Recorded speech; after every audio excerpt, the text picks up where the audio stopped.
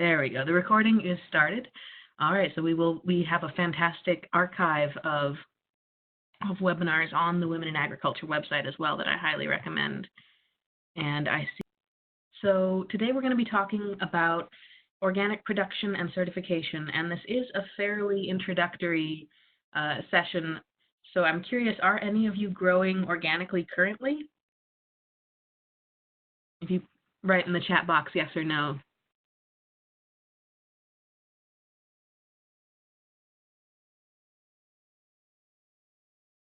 No, some organic practices, but not certified. No. Is anyone organic certified who's in the audience today? Not yet, not yet. Okay, that's actually good, because if you are organic certified, this would be too introductory for you, I would think. What reasons do you have for being interested in organic certification? What brought you to this today?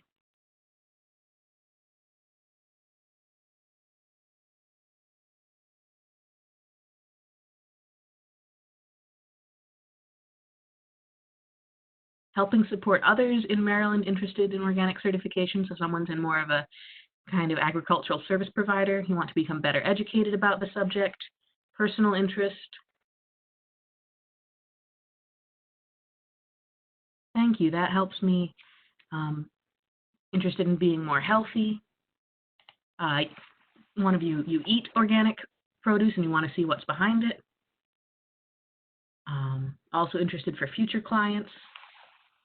Awesome, thank you. That helps me tailor today to what you came here for. So my name is Nias Little, and I work for University of Maryland Extension in Baltimore City. I work mostly with organic farmers, and in my past careers, I worked for Minnesota Extension, and I worked as an assistant farm manager on a certified organic farm in Massachusetts. So that's where I'm coming to this. The farmers I work with now in Baltimore, most of them use organic practices, but so far none of them are certified. And so we're going to be talking a little bit about the give and take and the pros and cons of organic practices versus formal organic certification. And I'd like to mention, right as we start out, that this presentation is based on a chapter in the Maryland Beginning Farmer Guidebook, which is available for free online. And we also have print copies that you might end up getting if you come to some of our extension events over the winter.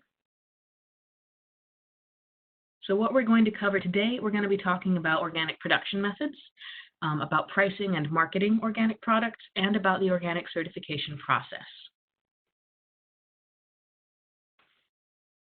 So let's start off with some very basic information about organic production methods. One of the important things that I think is sometimes people don't realize when they get interested in organic is organic farming is a system of farming. It's a philosophy. Sometimes people think, well, I'll swap out my conventional pesticide for an organic pesticide, and now I'm organic farming. And it's not really a one-to-one conversion exactly. It's more of a system where you try to build a healthy soil and build a healthy agroecosystem. And there are some organic sprays and fertilizers that farmers use, but they're only a small part of the overall system of organic farming. And the foundation of organic farming is building a healthy soil so that your plants are as healthy as possible, so that they can then be more prepared to fight off pests and diseases and weeds.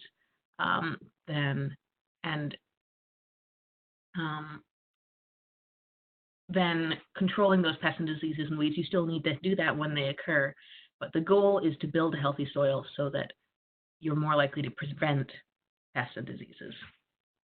And no one achieves that perfection, but that's the goal.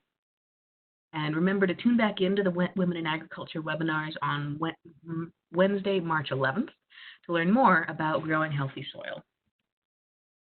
One of the big factors of soil health is soil organic matter. People describe that sometimes as, the living, the dead, and the very dead. So soil organic matter is the remains of living things in your soil. And you can see in the picture the dark brown soil, the soil that's almost a beautiful black. That That's kind of your classic image of, beautiful, rich soil that smells good when you pick it up. And generally, that dark color comes from a high organic matter in the soil. And the organic matter in the soil increases the soil structure, how well it holds together. It improves the water holding capacity. It improves the cation exchange capacity, which is the ability of the soil to hold on to nutrients and then to release them to plants. And organic matter is also a source of nutrients that release to the plants slowly, as opposed to being available right away when you apply a more water-soluble fertilizer. There are several methods that farmers use to try to build up soil organic matter. One is by reducing tillage, because the more you disturb the soil, the more that organic matter breaks down. But this is challenging, as we'll talk about on the weed management slide, especially for organic farmers. Another is by increasing living plant cover, so increasing the amount of the year when you have living roots in the soil. That helps build up the organic matter. And the other is by adding organic matter in amendments, such as manure or compost. So nutrient management is an important part of organic production. In traditional, kind of a basic nutrient management concept, though, is that plants need nutrients. Nitrogen, phosphorus, and potassium are kind of the big three to build their bodies, the same way we need vitamins and calories to build our bodies. 10, 10, 10, that's an example of a conventional fertilizer, very water soluble, but you could imagine also adding nutrients in organic amendments like compost or manure. You add those to the soil, the plant takes it up to build their bodies, we eat the plants, those nutrients go into our bodies, and ideally, at least with animal livestock currently, but in the past also with ourselves, those nutrients then return to the soil through manure. And so there's this nutrient cycle. In organic soil fertility management, it's not just, as we talked about earlier, it's not just a one-to-one conversion of conventional versus organic fertilizers. Organic farmers usually have a couple of goals philosophically of building the soil's ability to supply nutrients, and also often organic farmers want to reduce their off-farm inputs and their reliance on mining or petroleum-based fertilizer sources. Regardless of what your goals are, it's important to test the soil to monitor the availability of nutrients in the soil and to predict what nutrients your crops are going to need. University of Maryland has soil testing recommendations online at our agricultural nutrient management program, and I'm going to have all of these links at the end as well, and I'll put them in the chat pod so you can copy them down at the end of the webinar. There are a few organic nutrient sources. Compost and manure is something that you can produce on your own farm or import from off-farm. Cover crops can be a nutrient source if they are leguminous cover crops. So beans and clover are in the legume plant family, and they have a symbiotic relationship with bacteria on their roots that allows them to take nitrogen out of the air and put it into the soil. So leguminous cover crops can be a source of nitrogen for your cash crops. There are additionally approved blended fertilizers or other organic fertility products that you can purchase. Blood meal, bone meal, bat guano are some examples. However, if you are becoming certified, these products must be approved by the National Organic Program. And the National Organic Program is run by the USDA. They are a federal program, and as you may be aware, sometimes it can be a little difficult to navigate federal documents and figure out how to interpret them. So a lot of organic farmers, as a shortcut, use the list maintained by the nonprofit, the Organic Materials Review Institute. And they review both fertilizer and pest control products for whether they comply with organic standards, and they also provide a label that you can look for when you're purchasing products. Crop rotation and cover crops are another important element of organic production.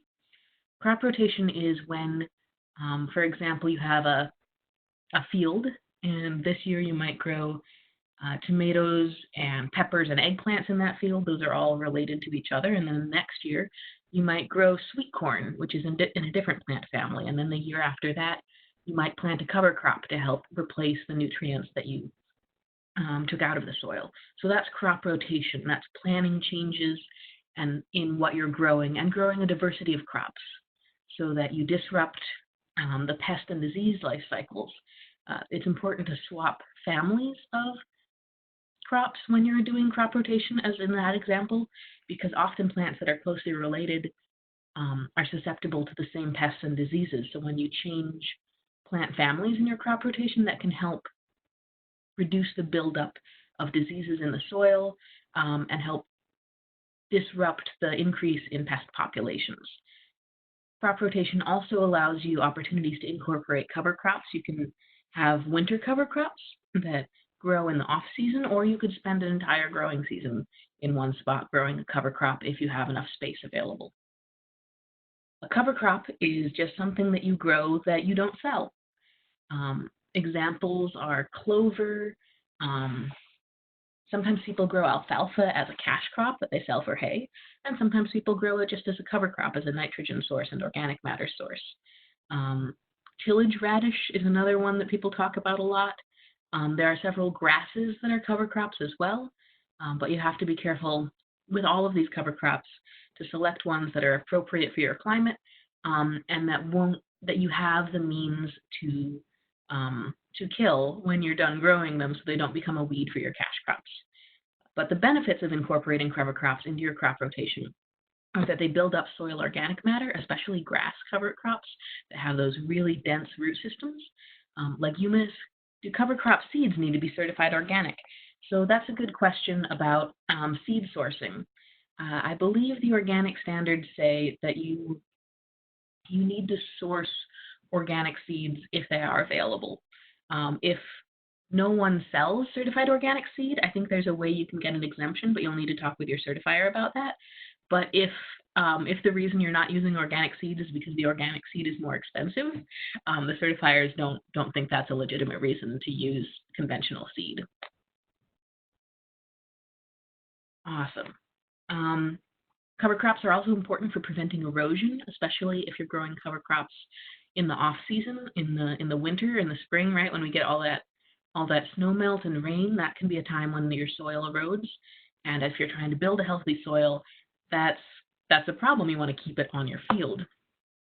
So having either plant residue or a living cover crop on the field in the off season is a really important way to prevent erosion from happening. Cover crops are also helpful in building the soil ecosystem because, again, if you only grow one type of crop, that kind of reduces the diversity of good life in the soil. And if you have a long time with bare soil, that can reduce the good soil life. So having cover crops increases the diversity of your agroecosystem and increases the amount of time that there's living roots in the soil, which is good for building up a diverse soil ecosystem. And some organic growers believe that having that diversity helps regulate the life cycles of the more negative organisms. Cover crops are also an important tool for competing with weeds. I brought up alfalfa in particular for that because some organic grain growers that I know would rotate from, say, organic corn to alfalfa for a couple of years, and they would still sell that alfalfa as hay. But some weeds that are very difficult to control organically are susceptible, like thistles, are susceptible sometimes to regular mowing. So there are some cover crops, like if you plant the alfalfa and then you mow it regularly to make hay, that can help reduce the population of weeds that are susceptible to mowing. Alternatively, there are other cover crops that we call smother crops, like buckwheat, that you can plant to try and outcompete weeds organically. So that brings us very nicely to weed management. And I would say anecdotally that weeds are the #1 challenge for organic farmers. Weeds will compete with your crops for light, they'll squeeze them out, they'll take the crop's nutrients, they'll take the crop's water, and the crops that we've bred, right, they make beautiful food for us, but they're kind of wimpy compared to their wild relatives. If you think of, a cow compared to a deer, if you let a cow loose in the woods, the deer would probably do a lot better than the cow would. It's the same thing with crops and weeds. Weeds are just a lot more competitive than the crops that we grow. And there are organic methods for controlling the weeds, but they tend to be very labor intensive. A lot of organic farmers use mulch to reduce the weed pressure. You can see an example of mulch in the picture on this slide. Tillage or cultivation is another word that we use for disturbing the soil specifically to kill weeds. That's a very relied upon tactic for organic farmers. Organic farmers often enjoy talking about their small tillage tractors because they're such an important tool. But as we talked about earlier, organic farmers also have a goal of increasing organic matter in the soil, and tillage tends to reduce organic matter. So there's this kind of tension between the methods that you use to increase organic matter and the methods that you use to reduce weed pressure. And that's why it's important to rely on a variety of weed control methods. And there are some researchers working on reduced tillage organic systems, but those are still kind of in development. Roller crimpers are a tool people use to grow a cover crop, kind of crush it into a living mulch, and then plant into that. But if you do it wrong, the mulch doesn't die, and then it competes with your crop, so it's still a challenge people are trying to figure out. Other weed management techniques that organic growers use, hand hoeing and weeding. I've done a lot of that, but that is incredibly labor intensive and time expensive and expensive from labor costs. Flame weeding is another tool that organic growers use. That does require using petroleum products to burn, and sometimes people think that you're actually burning the weeds, but that's not how it works. Flame weeding really only works on weed seedlings when they're small. If they get more than an inch tall, flame weeding isn't going to work very well because you don't want to actually set the weeds on fire. What you're doing is trying to just get them so hot that the water in their cells boil and they burst and wilt. So flame weeding is a tool that can fit in well with a tactic called the stale seed bed, where you essentially trick the weed seeds in the soil into germinating by tilling the soil, and then you let the weed seeds come up and you kill them either by tilling again or by flame weeding to reduce that tillage, and then you plant into that soil. So by doing that year after year, you can reduce the number of weed seeds in your soil if you prevent them from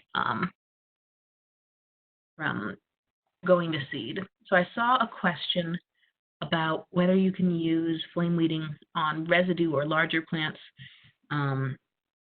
It kind of disappeared though. Doris, would you mind copying that question and putting it back in the chat box for me, because I didn't read it fast enough.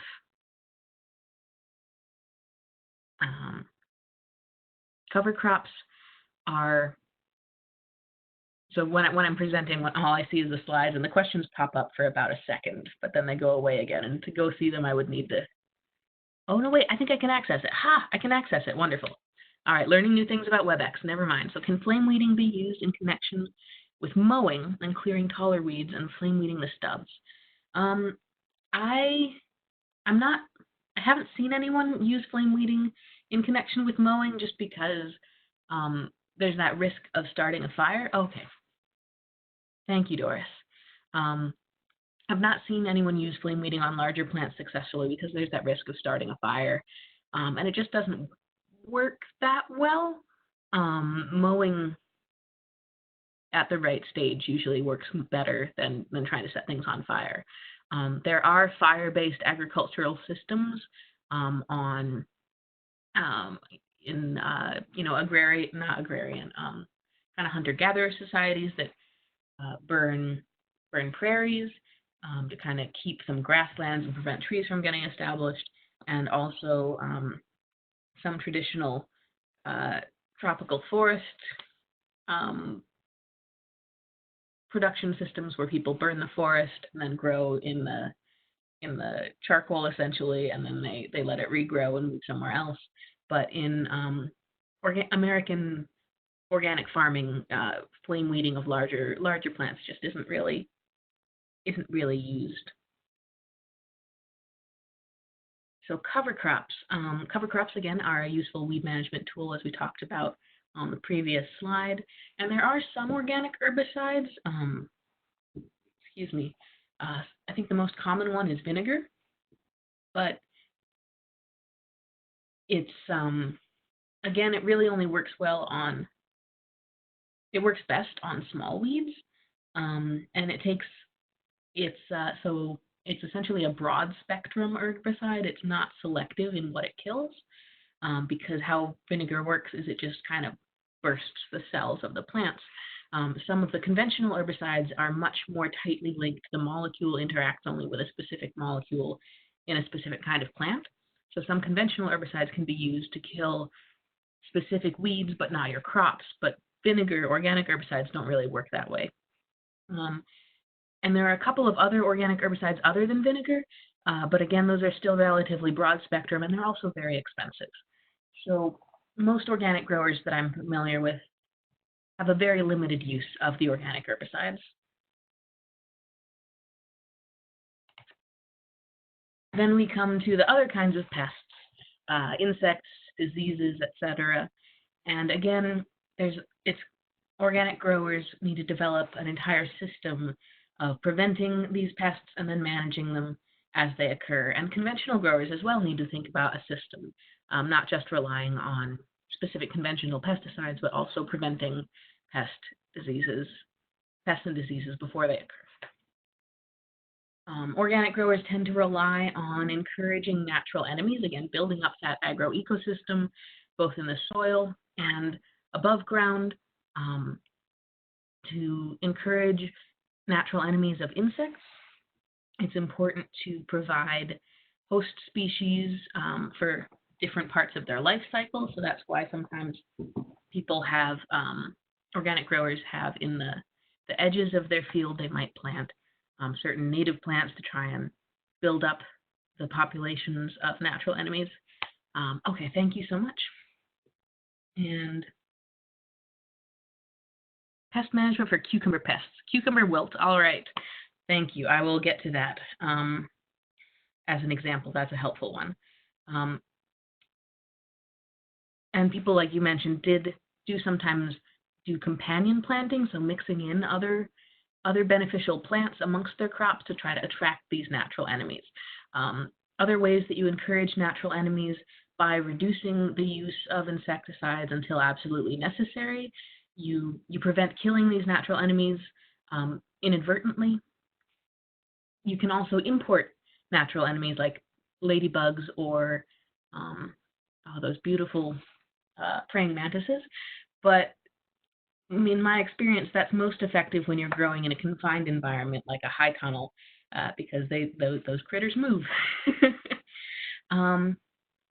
Adjusting planting dates, for example, sweet corn, when you grow it organically, it tends to be susceptible to corn borer, which lands on the corn flower and bores its way in, and conventional growers have an insecticide that they use to control it. Some organic growers that I used to know would actually plant sweet corn as a transplant. I'd never seen corn be transplanted before. And they do that so that they can change the time of year when they plant the sweet corn, so that it's planted at a time when the corn borers are less active. Crop rotation, again, is an important method of breaking up pest life cycles. Scouting for pests, the picture that you see here is my colleague Peter Coffey using a sweep net to scout for insect pests. Removing infected plants and residues is very important, because At the end of the year, if you leave the plant residues on the field, that can be good for organic matter, but it also can introduce the diseases of that plant in the next year. And then after you've done as much prevention as possible, using approved chemical products, again, things that are listed that are approved by the National Organic Program, and the OMRI guide is a helpful cheat sheet for finding these products. So you asked about cucumber pests in particular. So cucumber wilt is a very common problem that organic growers have, and it's a great example of the kind of the ecosystem of pests and diseases. So cucumber wilt is a plant disease. That's a bacterial disease. The bacteria gets into the cucumber plant, and it reproduces in the vascular system of the plant. So in those tubes inside the plant that move waters and sugar around, and it makes this kind of thick, goopy mucus that then clogs up the vascular system of the plant. And if you think about when you've had a cold or the flu, you get clogged up by diseases the same way. And often when cucumbers get this disease, they're unable to move water around in their body, and they wilt and die. So if you have a field of cucumbers and you notice suddenly, there's plenty of water, but they just start wilting, one plant here, one plant there, and then more and more of them, that's often cucumber wilt. Protected with pesticides, if someone's spraying pesticides for mosquitoes. Okay, I'll get to that one after this. So if the cucumber wilt disease is spread by cucumber beetles, which are these little yellow beetles. They have stripes or they have spots. There's a couple different kinds, and they feed on the cucumber plants with piercing mouth parts. They stick their mouth parts in and suck the juices out, but they also host this bacteria, and when they feed on the plants, they spread the bacteria from cucumber plant to cucumber plant. So there are a couple of things you can do to try to prevent this from happening. One is starting out with preventing the cucumber beetles from having access to the plants in the first place. This is a good example of using row cover. There's kind of this fluttery white fabric. Rime is one brand name of it that you can use. In the picture, you can see there's this little metal hoop in the background. It's a little hard to see, but there's a metal hoop over the row, and that's used to then lay this fabric over, so it protects the plants from these insects for as long as possible. Of course, you're going to have to remove it when the plants start flowering so that pollinators can get in. But if you put out your transplants and cover them up with row cover, that can protect them from the cucumber beetles for a while at least.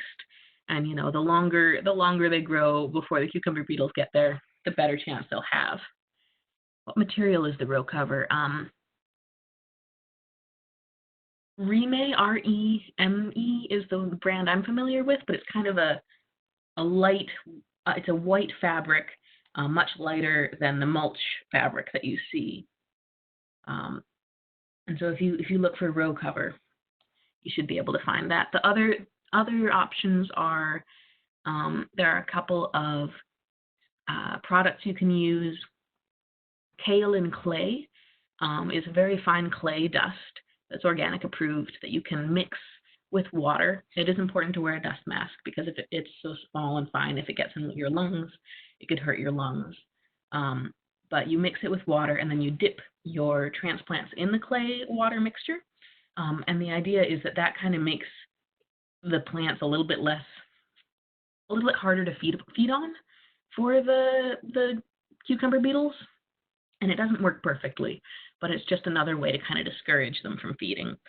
There are a couple of, then, as a last resort, once you start seeing the beetles, there are a couple of organic insecticides you can use, but it is important to follow the label and make sure that they're not going to interfere with pollinators as well. Oh, and someone asked about protecting your organic products from spray drift that other people are spraying, for example, if people are spraying for mosquitoes. So the organic standards talk about buffers for this reason. And usually, if you know that there's someone who's growing conventionally nearby, or if you're in an urban setting, and you know that there's lawns nearby that are treated conventionally, you might want to think about shrubs or tall growing things in between that area and your farm to try and prevent drift. With aerial applications, it is a little bit harder, but you can try to keep an eye out for locations where that's likely to happen. Someone asked about mosquito spraying in particular. Chayla says garden fabric is another name for the row cover. With the mosquito spraying, that would be tied generally to specific locations. And in urban areas, those tend to be trucks. So again, the shrubs would be a good way of preventing that. Yes. And if you have questions about where things are currently being sprayed, the Maryland Department of Agriculture would be a good place to ask about. So that's what I've got on production practices for organic farms. I want to make sure we have time to talk about pricing, marketing, and certification. So I'm going to keep going. But if you have questions, do keep entering them, and I'll try to get to them at the end if we have time. So let's talk about pricing and marketing organic products. So you're probably well aware that profit margins are really tight in farming. Farming is a really challenging way to make a living. And one of the reasons why people consider organic certification is because organic products have the potential to be sold at a higher price, what we call a premium. However, it takes a lot of marketing work to achieve that price premium, and there may not be a premium in all cases. Pricing your products, and this is some very basic marketing concepts. We have a lot of materials on marketing, at the Ag Marketing website, if you're interested in that. Price depends on several different things: market outlet, market position, your target consumer, your costs of production is very important. You don't want to be selling at a price that means you're losing money, and the local prices of your competitors. So let's dig into pricing and marketing at direct versus wholesale markets. So direct market outlets, some examples of those are farm stands, farmers markets, CSA subscriptions, and direct sales to chefs. And these direct marketing outlets, they tend to purchase products for higher prices than wholesale markets will. But then more of the marketing labor is on you as the grower, right? You need to make sure, you need to do the work of finding the customers, convincing them to buy your products, standing at the farmer's market all Saturday, convincing the customer that your product is what they're looking for as opposed to your competitor's product. All of that stuff is on you as the grower when you're doing direct marketing. However, because of the higher price that direct markets offer, direct marketing usually is the best option for small scale growers, because when you're growing at the small scale, think about your competitors at the large scale who are growing on hundreds or thousands of acres. They have economies of scale with mechanization, with seasonal labor that you don't have at the small scale. So it's very difficult to compete with those large scale farms on price. So small scale growers often need to go for that higher price from direct markets. An important caveat, though, is that the research on direct markets and consumer preferences has some mixed results on whether there is a financial benefit of formal organic certification when you're direct marketing your product. Like, think about your farmer's market customer. What does that customer value? They value being able to go to their farmer's market on a Saturday, have the experience, see all the beautiful vegetables, talk directly to the farmer who grow their food, and ask them directly about what practices they use. The value of organic certification is that it offers a third-party verification of those practices. And so that value is higher when the customer never meets the farmer. That third-party certification is more important when the customer doesn't get to talk to the farmer directly about what production practices they use. So in some situations, some customers might additionally value organic certified local produce at a farmer's market, and some customers might not have additionally value that. They might not be willing to pay more for certified organic local produce as opposed to local produce. That's something that you need to think about as a grower, about whether it's worth getting certified if you're selling direct market. Wholesale markets, some examples of those are grocery stores, institutional customers like the cafeterias at schools, at government institutions, at hospitals, wholesale distributors who then take food from farms and sell them to all of these customers, and processors. Think about, Polio making string cheese out of dairy farmers' milk, Butts making potato chips out of farmers' potatoes, that kind of thing. Wholesale markets tend to be willing to pay lower prices than direct markets, and they require larger volumes. So if you have, a pickup truck full of vegetables, that's not going to be enough for a wholesale market. They're not going to be interested in buying from you. Wholesale markets also require consistent quality and timing.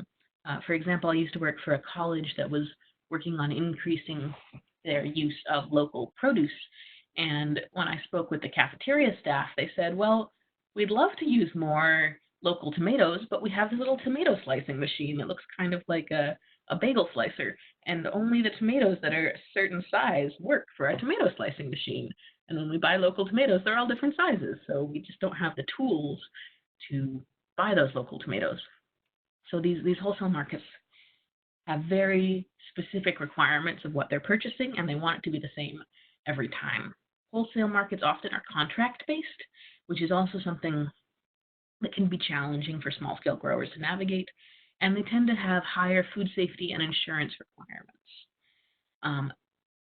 If you are selling to the wholesale market, if you're large enough to do that, organic certification is a very valuable strategy to set your product apart from competitors. Think about vegetables in the grocery store, where you don't get to see the farmer who grow them. You don't get to talk with them on one table in the grocery store. There are certified organic produce. On another table, there's conventional produce.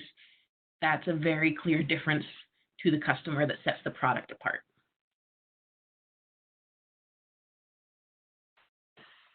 As you're coming up with your prices and your marketing plan, it's important to identify your target customer.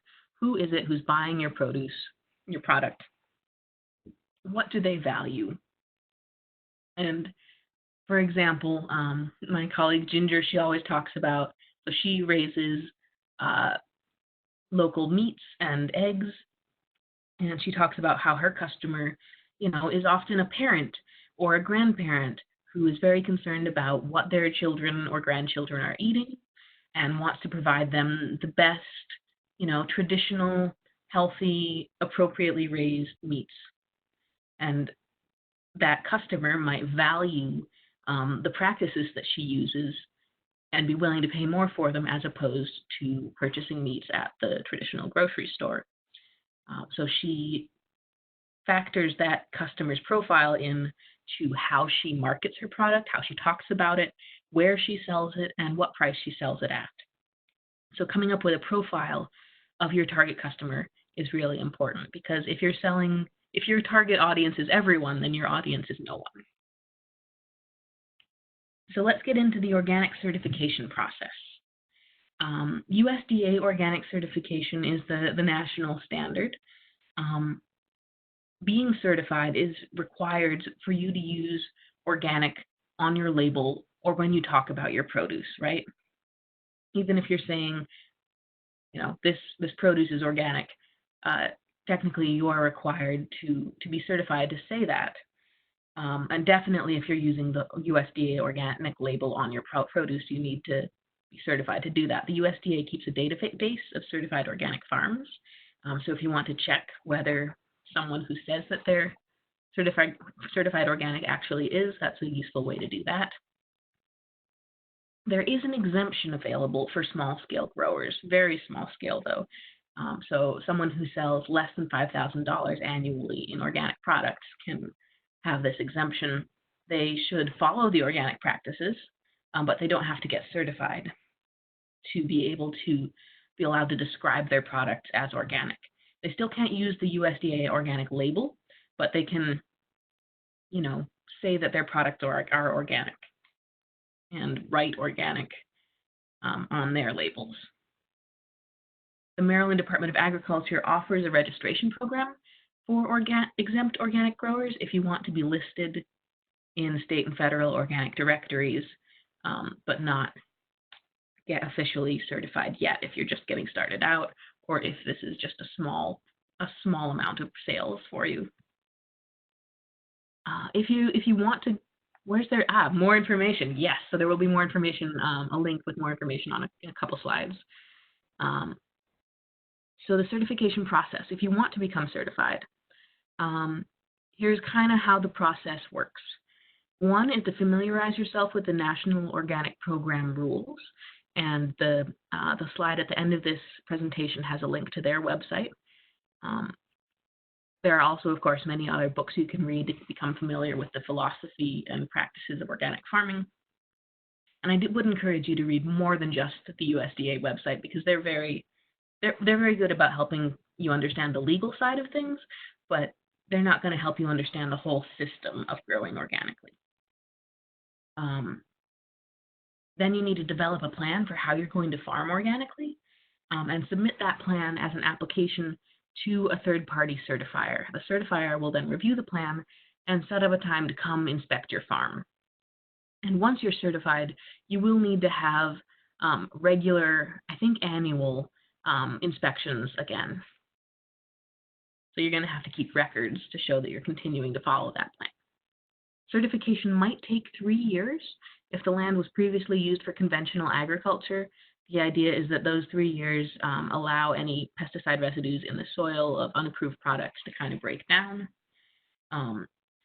If you have records that show that no pesticides have been applied on this land in the past 3 years, you can kind of skip this step. But that's why it's important to have, to keep good records, and if you know the history of the land that you're working with as much as possible. So there are a lot of resources available from the Maryland Department of Agriculture to help with the certification process. All right, thank you very much. Their website is a little long, and it got a little overlapped by the logo, but don't worry, it will be on the final slide. So is the certifier from the USDA or from the Maryland Department of Agriculture? So the certifiers, the third-party certifiers, are approved by the USDA, but the Maryland Department of Agriculture is an approved certifier. So the USDA has approved the Maryland Department of Agriculture to do certification.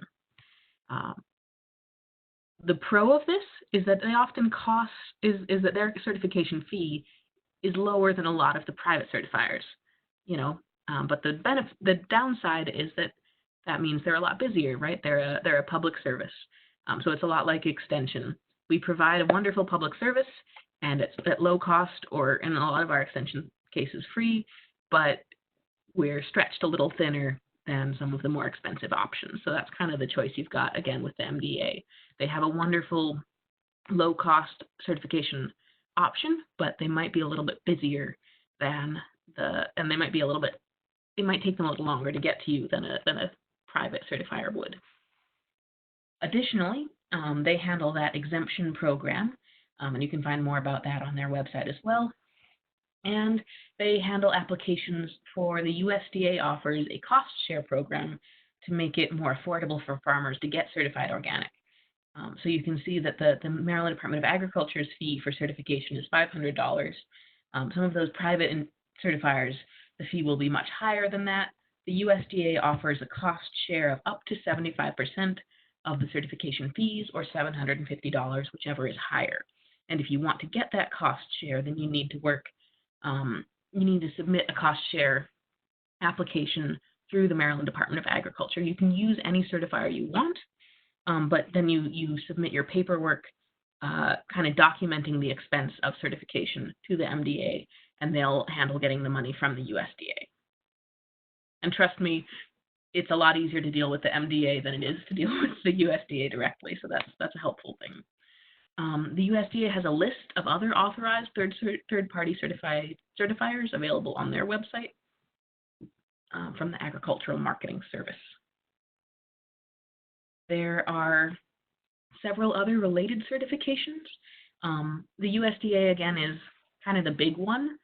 It's national, but their certified naturally grown is one that is run by farmers themselves. And instead of getting inspected by a third party, have organic certification requirements changed over time? That's a good question. So certified naturally grown is, instead of getting inspected by a third party, farmers inspect each other. So the benefit of that, right, is it's less expensive. It's kind of more controlled by farmers. The downside is it's a little bit less consistent and less rigorous than the USDA organic process. And some customers might know that. And again, that label, certified naturally grown, is not as recognized as the USDA label is. So those are the pros and cons there. If you're raising livestock, there are a couple other certifications to consider. Certified humane, animal welfare approved are two third-party certifications for animal care practices. So it's not really the same as organic, but it's related in that it's a certification of farmer practices, if that's something you're interested in. And those are pretty rigorous as well. So if you're at the small scale, it's certainly worth looking into, but it might be more rigorous than you would want. All right, so here are the additional resources. I'm going to escape from the slides so I can copy them. Oh, no, wait, I think I can copy them into the chat box from here. Can I? Nope, I can't. All right, so I'm going to escape from the slides so that I can show you. I'm going to stop sharing my screen so that I can copy things into the chat box. So here are the links that we talked about. You should be able to see those links now in the chat box and click on them. I would encourage you to copy them down into a Word document if you're on your computer. And I'm also going to ask, if you wouldn't mind, I am a public servant. You are the public. You get to tell me how well I do my job. So I'm an important part of my regular job review is reviews from the public. So I'm going to send you a link. I'm going to put my contact information in the chat box, but I'm also going to send you a link to a survey that you can take. It's very, very short. And I would greatly appreciate it if you would fill out that teaching evaluation and let me know how I'm doing. So other questions. Let's see. So someone asked about whether you can, and I'll go back to sharing my screen so we've got that up on the screen. So someone asked about whether the organic certification the organic practices have changed over the years, and they do actually. There's, a kind of a governing board, advisory board that works with the USDA on the National Organic Program practices, and they change from year to year. They don't change very fast, which is good because you want it to be predictable. But mostly right now there's a lot of debate happening on, for example, mulches and what mulches are appropriate for organic use, right? A lot of growers don't like using plastic, but black plastic is currently allowed. There are some decomposable mulches that are out there in the marketplace, but because they break down into small pieces and then that residue stays in the soil, that some folks, those are not currently approved for organic use because of some of the backings that those mulches have. So there's a lot of debate about what's appropriate for that and whether those should be approved for organic use or not. There's also a lot of debate right now in the organic community about whether hydroponic production should be eligible for organic certification because there's so much focus on building healthy soil in the organic philosophy, and hydroponic production doesn't use soil at all. As an extension agent, it's not really my job to tell you which is correct, but that's a debate that's happening amongst organic farmers right now. Let's see, I saw a couple other questions. Do any of the organic certifications require GAP certification? No. So GAP certification is Good Agricultural Practices. That's a food safety certification. It's actually a voluntary food safety certification, but some customers might ask it of you. And food safety rules and organic rules are pretty much independent.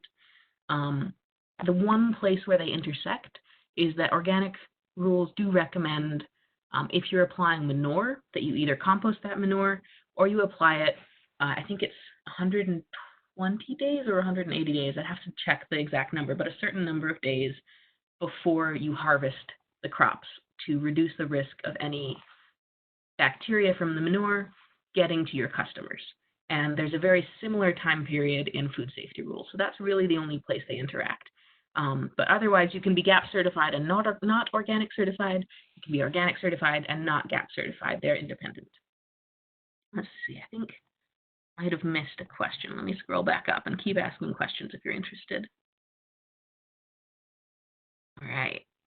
I think I've got all the questions. So if I missed your question, please copy it back in again.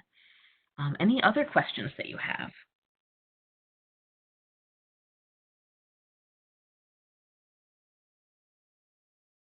I should mention in particular, in that list of links and additional resources that I sent to you, University of Maryland Extension has an organic production manual available online. That's the top link in the ones I put into the chat box.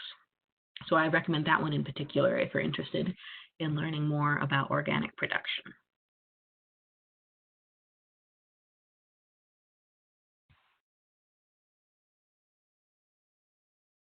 All right, and this presentation, a recording of it will be posted on the Women in Agriculture website.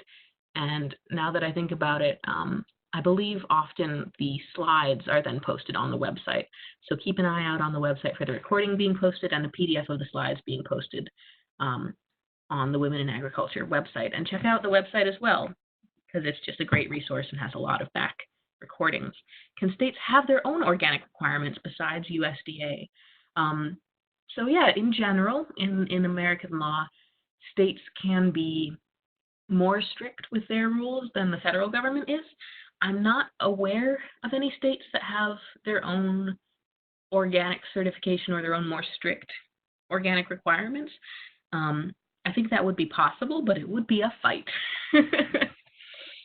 Usually states tend to, when they are having more strict agricultural rules, they tend to have them be separate from organic. It's just sort of a one-off thing where there's a practice they want to make rules about. For example, with the nutrient management rules in Maryland, those are specific to certain states like Maryland, Minnesota. New York has some nutrient management rules that are more strict than the federal rules, but that's not really related to organic.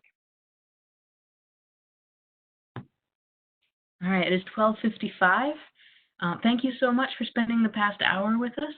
I hope it was useful. I really appreciate you being so engaged and asking questions and putting in comments.